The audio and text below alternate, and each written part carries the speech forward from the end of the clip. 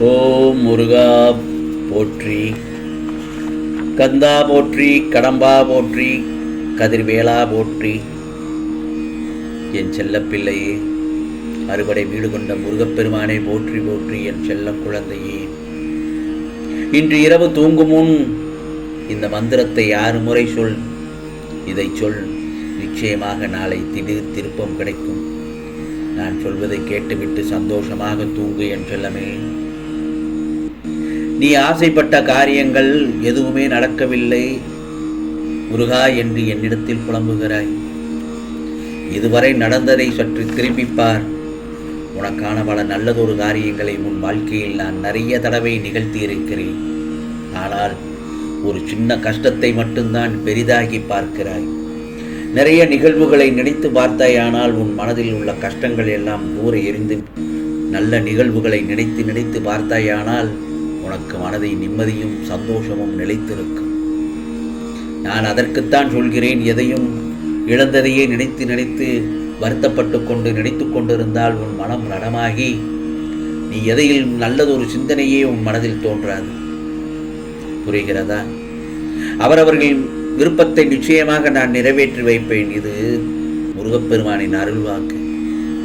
சில இடங்களில் நிராகரிப்புகளை கண்டு நெஞ்சு உடைந்து போகக்கூடாது. நான் ஒன்று சொல்லட்டுமா? உன்னை யாராவது தூக்கி எறிகிறார்கள் என்றால் இந்த முருகப்பெருமான் உன்னை மேலே தூக்கி விடுகிறான் என்றுதான் அர்த்தம். புரிகிறதா? உண்மையை வெகு நாட்கள் மறைக்க முடியாது.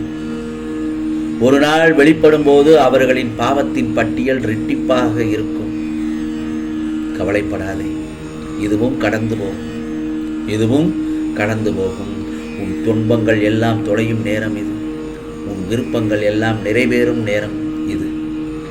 கடவுளை நீ கும்பிட்டாலும் சரி, கும்பிடாவிட்டாலும் சரி, யாரையும் நீ ஏமாற்றாமல் வாழ்ந்தாலே போதும்.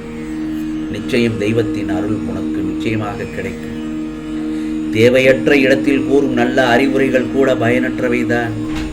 உன் மனதில் கவலைகளுக்கு இடம் கொடுக்காதே.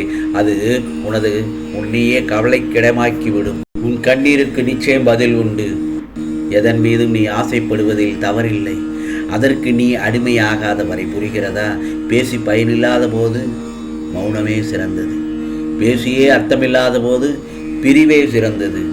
ஆகவே வாழ்க்கையில் என்ன வேண்டுமானாலும் மாறலாம், எப்பொழுது வேண்டுமானாலும் மாறலாம். ஆனால் எப்போதும் எந்த சூழ்நிலையிலும் நீ மட்டும் மாறவே கூடாது. புரிகிறதா? மற்றவர்கள் மாற்றவும் அதை நீ விட்டுவிடக்கூடாது. வாழ்க்கையில் ஒருவரை தூக்கி விட்டவர்களை விட தூக்குவது போல் விட்டவர்களே இங்கு அதிகமாக இருக்கின்றனர். இதை நீ நிறைய இடத்தில் மனப்பூர்வமாக உணர்ந்திருப்பாய். உன்னை இந்த முருகப்பெருமான் சந்திக்க வருகிறேன். நிச்சயமாக என்னை தரிசிக்க நீ ஆவலாக காத்திருப்பாய் என்று எனக்கு நன்றாக தெரியும். ஆகவே நீ என் அன்பும் அரவணைப்பும் பெற்ற என் செல்ல குழந்தை. நீ நேற்றைய இழப்புகளை மறந்து நாளைய வெற்றியினை நோக்கி இன்றைய பொழுதினை நம்பிக்கையுடன் துவங்கு என்று நான் சொன்னேன். அந்த பொழுதை காலையிலிருந்து இன்று இரவு வரை கடந்து வந்து விட்டாய். இன்று இரவு நீ தூங்குவதற்கு முன் நான் சொன்னது போல ஒரு மந்திரத்தை சொல்கிறேன். அதை 6 முறை சொல்லிவிட்டு நிம்மதியாக தூக்கம் வரும். நிச்சயமாக நாளை காலையில் மிகப்பெரிய நல்ல செய்தி உன்னை தேடி வரும். சில இடங்களில் உன் மனம் வலிக்கும் போது முருகப்பெருமான் கூறுவதை கேள். இந்த முருகப்பெருமான் நிச்சயமாக உனக்கு நல்லதொரு செய்தியை வழங்குவதற்காகத்தான் உன்னிடத்தில் வந்திருக்கிறேன். ஏனென்றால் மன வலி என்பது ரணமானது, கொடூரமானது. அந்த வேதனைகள் சொல்லக்கூட முடியாது. முதலில் நான் சொல்வதை கேள். யாராவது ஒருவர் உன்னை காயப்படுத்தினாலும் மன வலிகள் அதிகமாக இருக்கும். வருத்தப்படாதே. முதலில் காயப்படுத்தியவருக்கு, அதாவது நம்ம மனதை வலிக்க வைத்தவருக்கு நன்றி சொல். அழுவதால் மன அழுத்தம் குறைகிறது. அவர்களுக்கு கடவுள் தண்டனை கொடுத்து விடுவார். அதை நான் பார்த்துக் கொள்கிறேன். அந்த இடத்தில் உனக்கு மன அழுத்தம் குறைகிறது. மௌனமாக இருப்பதுதான் மன உளைச்சலுக்கு காரணமாகிவிடும். சண்டை போட்டு பேசாமல் இருக்கும் காலம் போய் பேசினால் சண்டை வரும் காலம் என்று பயந்து பேசாமல் இருக்கும் காலத்தில் தான் இப்பொழுது நாம் வாழ்ந்து கொண்டிருக்கிறோம். ஒரு சிலர் நமக்கு மன வலிமையை தருகிறார்கள், சிலர் நமக்கு மன வலிமையை கொடுக்கிறார்கள். மன வலிமையோடு மன வலியை கடந்து செல்ல வேண்டும். ஏமாந்து போறதை விட பெரிய வழி நாம் ஏமாந்து கொண்டு இருக்கிறோம் என்று தெரியாமல் இருக்கிறது தான். அதுதான் பெரிய முட்டாள்தனம். ஆகவே தனிமையில் அழுகாதே. மன வலி இருக்கும்போது என்னிடம் வந்து முருகா முருகா என்று என் நாமத்தை கூறி என்னுடைய ஆலயத்திற்கு வா என் செல்லமே. வாழ்க்கையில் நாம் நினைத்தது எதுவும் நடக்காமல் கிடைக்காமல் போகும்போதெல்லாம் ஆதரவாய் வந்து அரவணைக்க, அன்பாக இருக்க ஒரு துணை இல்லையே, நட்பு இல்லையே, சொந்தம் இல்லையே, உறவு இல்லையே என்று ஏங்குகிறாய். கலங்காதே. இந்த முருகப்பெருமான் நான் இருக்கிறேன், உனக்காக துவண்டு போகாதே. கை தவறினால் பொருள் உடையும் என யோசிப்பவர்கள் வாய் தவறினால் மனம் உடையும் என்று யோசிக்க மாட்டேங்கிறார்கள். ஆகவே எல்லோரும் இருந்தும் நமக்காக யாரும் இல்லாதது போல் உணர்கிறாயே, அந்த மன வலியை முதலில் தூக்கி எறி.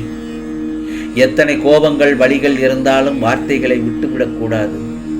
அடிகள் தரும் வலியை விட வார்த்தையை அதிக வலி தரும். பின் எத்தனை முறை மன்னிப்பு கேட்டாலும் ஆறாத காயம் இது. மன வலிமையோடு ஒரு சில மன வலிகளை கடந்து செல்வதுதான் சிறப்பு.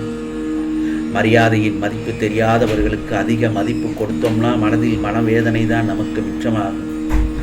எதிர்மறை எண்ணங்கள் தான் ஒரு மனதின் வளர்ச்சிக்கு மிகப்பெரிய தடை.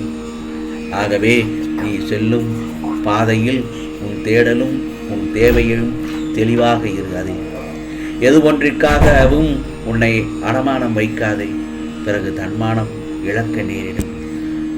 இந்த முருகப்பெருமான் சொல்வதை கேட்டு நடந்து கொள். சில நிகழ்வுகள் வாழ்வில் புரியாமல் இருந்தாலும் பிரச்சனைதான், புரிந்தாலும் பிரச்சனைதான்.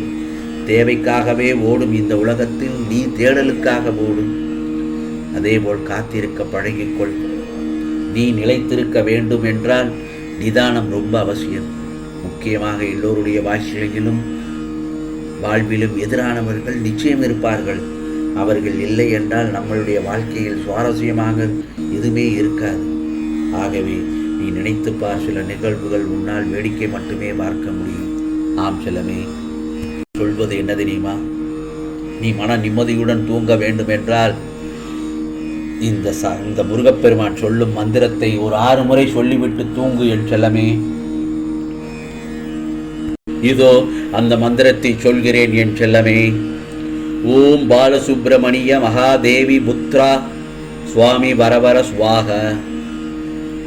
ஆம் செல்லமே, இந்த மந்திரத்தை ஒரு 6 முறை சொல்லி முடிந்த அளவுக்கு மந்திரத்தை சொல்லிக்கொண்டே இரு. நிம்மதியான தூக்கம் வரும், மனதில் ஒரு தைரியம் பிறக்கும், தீராத நோயும் தீரும் என் செல்லமே. இது முருகப்பெருமானின் அருள் வாக்கு. நாளைய பொழுது உனக்கு நல்ல பொழுதாக விடிய இந்த முருகப்பெருமான் உனக்கு அருள்பாலிக்கின்றேன். உனக்கானதெல்லாம் நிச்சயமாக நல்லது நடக்கும், நல்லது மட்டுமே நடக்கும், அதுவும் நன்மையாகவே நடக்கும்.